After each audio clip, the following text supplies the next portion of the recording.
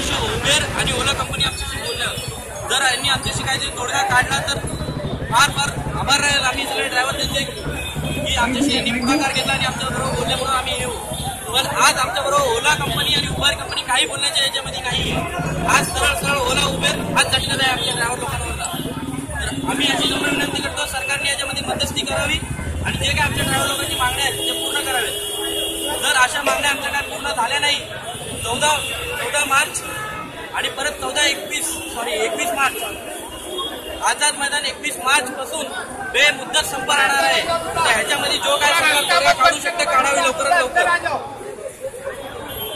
आणि आज जो कोणी इथं ड्रायव्हर उभा आहे त्यांनी सगळ्यांनी बायकोचे दागिने घर काही लोकांनी कुठून कर्ज काढून पैसे हे ते सगळं करून घेतलेलं आहे. आणि आज बरेचसे लोक हॉस्पिटलमध्ये पण ऍडमिट आहेत काही लोक, कारण की त्यांचे पैसे नाही मिळत आहेत इन्सेंटिव्ह MBG. आज जर आपण बुकिंग मारत आहात तर बुकिंगवरती पण कमिशन कट केलं जातं आणि नंतर संध्याकाळी जो एकदम बिझनेस 2000चा झाला त्याच्याबरोबर म्हणजे सरळ सरळ ओला 40% कमिशन कट करत आहे. आणि परत TDS जो कट होतो त्याची आम्हाला काय सर्टिफिकेट भेटत नाहीये. खरं ओला आणि उबेर TDS जो कट होतो त्याचा आम्हाला सर्टिफिकेट दिला पाहिजे. तर ओला उबेर कंपनी आम्हाला TDS सर्टिफिकेट देत नाहीये आणि सरळ आमची कुठली मागणी पूर्ण करत नाहीये. आज जो इथं ड्रायव्हर जमा झालेला तो त्याच्या न्यायासाठी हक्कासाठी उभा झालेला आहे.